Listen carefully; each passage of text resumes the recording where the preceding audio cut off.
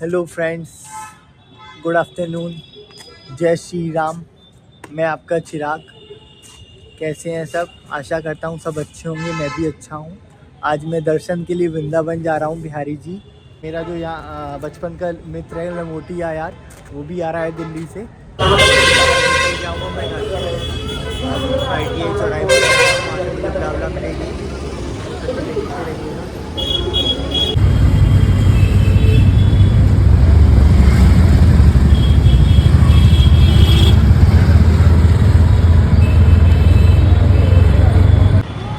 ITI पहुँच गया हूँ और अब ब्ला ब्ला वाले भाई का इंतजार के साथ आया हूँ ना। ब्ला ब्ला वाले भाई सही में, एक तो वो ढाबा के हैं और इतने बढ़िया बंदे हैं बहुत। मामा ढाबा पहुँच गया हूँ और अब वंश का इंतज़ार कर रहा हूँ कि देखता हूँ कितनी देर में आएंगे। तब तक के लिए बने रहिए और मैं कुछ खा लूँ, भूख लग रही है बहुत तेज मुझे।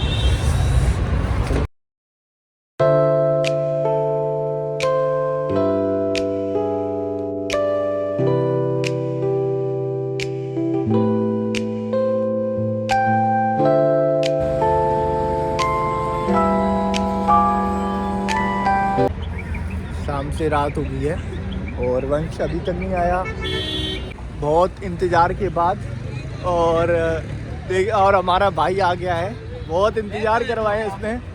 बैग अंदर रखा है भाई। ये हमारे वंश भाई है। भाई आ गया है और अब आगे का सफ़र शुरू करते हैं। सफर तो बहुत लंबा है। चलो तब तक के लिए हमारे ब्लॉग पर बने रहिएगा। जय श्री राम। हम लोग आ चुके हैं अभी वृंदावन और यहाँ हमारा एक दोस्त रहता है लोमस। क्या कहना अब हम चाहोगे? मस्ती क्या रुकेंगे। मैंने फ़ोन किया भैया कि होटल बता दो, लेकिन उसने कहा भाई घर पे आ जाओ। हाँ। घर एक्चुअली वो भी इटावा का ही है। वो हमारा बचपन का दोस्त है, घनिष्ठ मित्र है। गणेश मित्र है अब और वो देखो। अपने बाबा दादी के पास रहता है। हाँ। तो चलो मिल गाड़ी गाड़ी ये लोमस है। ये लोमस है। बिहारी जी के दर्शन करने जा रहे हैं। चलिए अब आगे आपको दिखाते हैं कितनी भीड़ है और कैसे दर्शन होते हैं हम लोगों को। चलो जी चलो वृंदावन, बाके बिहारी के करेंगे दर्शन। बोलो राधे राधे। थोड़ा सा रास्ता गलत हो गया भाई, मैं तो थक गया। तू बोल। भाई बोल रहे थोड़ा सा रास्ता गलत हो गया। भाई ने 5 किलोमीटर लंबा घुमाया है। अब हम लोग देखते हैं कि मंदिर तक पहुंच पाते हैं कि नहीं, क्योंकि 8 बजे तक मंदिर के पट बंद हो जाएंगे। भैया दे दो मुझे। हाँ, केक।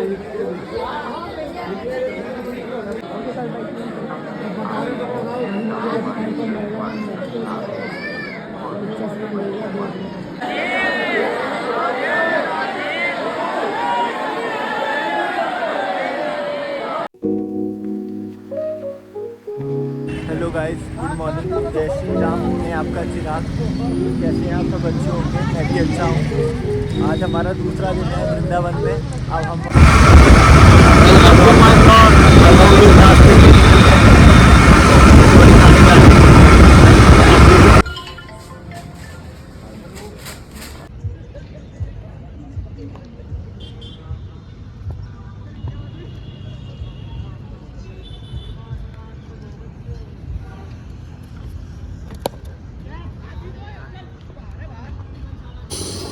गाइस, अब हम लोग बांडीर वन के लिए निकल दिए हैं और भी आगे का रास्ता दिखाते रहेंगे आपको, कहाँ से गए, किधर किधर हम लोग को क्या मिला। तब तक के लिए बने रहिए। और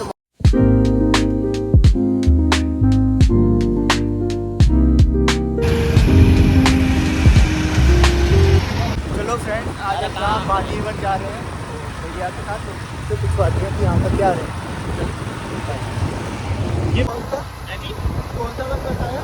भांडीर वन। भांडीर वन नाम से बहुत प्राचीन जगह है। वहाँ बहुत ऐतिहासिक जगह रही है वो। और उस जगह पे बताते हैं भगवान श्री कृष्ण और राधा रानी का विवाह स्थल माना जाता है। वहाँ आज भी बताते हैं 2 वृक्ष एक दूसरे में जुड़े हुए हैं, जहाँ राधा रानी और भगवान श्री कृष्ण का विवाह स्थल माना जाता है। उसको मंडप के रूप में देखते हैं। आज भी यहाँ के आसपास के जो पुराने लोग हैं उनका ये कहना है कि वहाँ शादी विवाह होने के बाद पति पत्नी वहाँ जाते हैं और वहाँ अपनी मनोकामना पूर्ण करने के लिए उनसे प्रार्थना करते हैं भगवान से।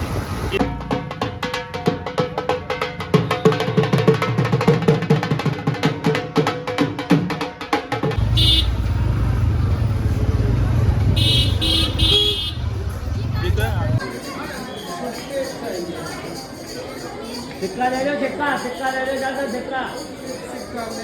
ये जो कुआं है उसकी क्या काम है? देखिए राधे, यहाँ पर आइए भांडीर बने, जहाँ इस जगह पर खड़े हुए बैरणी कूप है।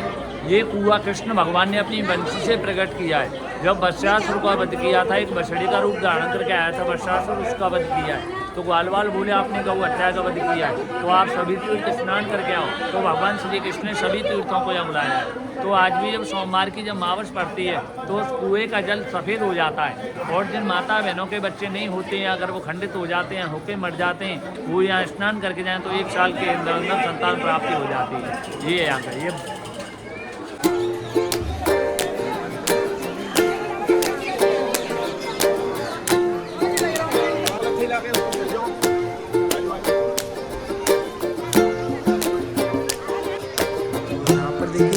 और भी आजकल जैसा कि दोस्तों आपको जो भैया ने बताया था ये वही जगह है भांडीर वन। तो आइए मैं आपको दिखाता हूँ।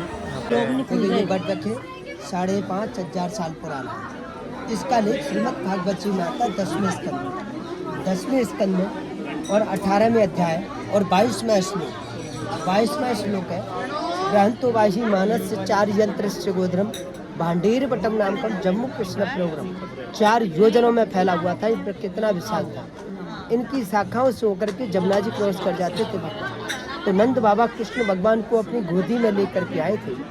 जब लेकर के आए थे तो आधे रास्ते में आए तो एकदम से आंधी तूफान अंधकार, दिन में भी रात हो रही थी, तारे टमक रहे थे, बरसात हो रही थी, बाबा भयभीत हो रहे थे, घबरा रहे थे। हे प्रभु इसकी रक्षा करो, रक्षा करो। तो इसी बट वृक्ष की आड़ लेकर के छुपे थे। इसमें छुपने की जगह आज भी मौजूद है। इसी में राधे और श्याम भी लिखा हुआ नेचुरली भगवान की छवि दिखाई देती है। जैसे लेकर के छुपे तो हजारों सूर्य के समान एक दिव्य और प्रकाश किरण उत्पन्न होती है। जैसे दिव्य प्रकाश जब किरण उत्पन्न होती है तो नंद बाबा उस प्रकाश को देख रहे थे। तो नंद बाबा के सामने श्रीमती राधा रानी प्रकट हुई है। अब जैसे ही राधा रानी प्रकट हुई है तो नंद बाबा बोले कि लाली तू कहाँ से आई है, तू अपना पूर्ण परिचय दे। तो नंद बाबा को तुरंत दिव्य रूप के दर्शन कराए 16 सिंगारों के। जैसे ही 16 सिंगारों के दर्शन कराए तो नंद बाबा भी उनको प्रणाम करते बोले कि हे देवी तुम्हारे प्राणनाथ है। राधा और कृष्ण एक ही तत्व है, वही राधा है वही कृष्ण है। इसका लेख गर्ग संहिता और ब्रह्म वैवर्त पुराण गोपाल चंपू स्कंद पुराण में भी आता है। जैसे गोदी में ले लिए, गोदी में लेकर के नंद बाबा कह रहे कि देख लाली मेरी 9 लाख गाय हैं और जो 9 लाख गाय हैं जो इधर उधर खो रही हैं उनको ढूंढना है। तो एक दूसरे को जैसे ही उनको देख करके यहाँ से जैसे जा रहे हैं तो नंद बाबा ने तुरंत उनको आह्वान कर दिया। लाली ने एक उसको पलने को लेकर के उसको सजा करके उसी में सुला दिया। सुला करके ब्रह्मा जी का आह्वान किया क्योंकि ब्रह्मा जी भी पूर्व तट पर तपस्या कर रहे थे। ब्रह्मा जी ने देखा बड़ी सुंदर सी जोड़ी है, अगर मैंने इनका मिलन करा दूँ तो सारे मेरे अपराध भी दूर रह जाएंगे, कि चरणों की भक्ति भी मिल जाएगी और किसी महाकन्या का कन्यादान हो जाएगा। तो जैसे ही ब्रह्मा जी आ रहे थे तो आधे रास्ते में आए तो कृष्ण भगवान ने अपना रूप चेंज कर दिया, युगल रूप में गए। अब जैसे ही युगल रूप में होकर के एक दूसरे को श्रृंगार कर रहे थे, श्रृंगार करते करते ब्रह्मा जी पहुंच जाते हैं। अब ब्रह्मा जी कहते हैं कि हे देवी आज मेरा वो समय आ गया है, आप दोनों का मिलन कराना है। तो अग्नि को प्रकट करके इस बट वृक्ष को भी साक्षी करते हुए दोनों का मिलन कराया था। जैसे पिता होता है ना अपनी बेटी का कन्यादान करता है, स्वयं ब्रह्मा जी ने कन्यादान किया था। आज भी वही व्यक्ति यहाँ पे आता है जो राधा रानी की कृपा हो गई और राधा रानी के समय में उपस्थित होगा। जैसे किसी रूप में, जैसे पेड़ पक्के कीड़े मकोड़े पतझड़ बन करके देख रहा होगा, वही व्यक्ति यहाँ पे आएगा। आने नहीं पहुँचेगा, लाखों हजारों बार वृंदावन आएगा जब गुप्त वृंदावन आएगा। बोलो राधा रानी। ये राधा रानी है, कृष्ण भगवान है। यहाँ पे गठबंधन हो रहा है, जयमाला हो रही है भगवान। उधर मांग में सिंदूर डाल रहे, उधर ठाकुर जी फेरे डालती हूँ राधा कृष्ण।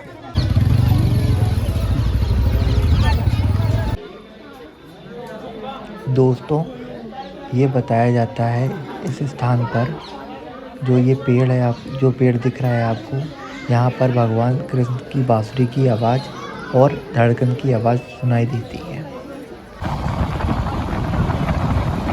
गाइस हम लोग दर्शन करके आ गए हैं। अब हम लोग जा रहे हैं प्रेमानंद महाराज जी के पास, देखते हैं उनके दर्शन होते हैं कि नहीं, क्योंकि भीड़ बहुत चल रही है। और उन्होंने हाँ ये ज़रूरी सोचना है कि लोगों को लगता है प्रेमानंद महाराज सुबह निकलते हैं, पर उनका टाइम चेंज हो गया है सर्दियों में। वो शाम को 5 बजे से 6 बजे तक निकलते हैं। अब तो हम लोग दर्शन करके जा रहे हैं। भीड़ ज़्यादा होने की वजह से प्रेमानंद महाराज जी नहीं आ रहे हैं। आए थे हम लोग दर्शन करने आए थे, उनके इसी पर से निकल के परिक्रमा मार गए ये, और वो अब नहीं आ रहे।